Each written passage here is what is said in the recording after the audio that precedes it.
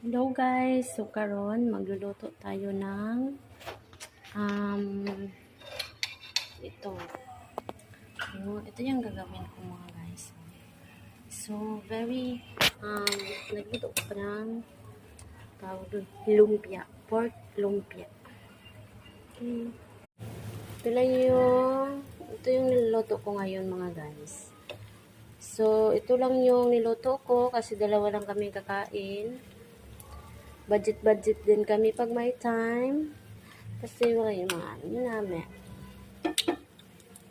Oh, sinig. So, malapit na siyang maloto. Okay. Hindi pa siya luto. Kaya, binalik ko.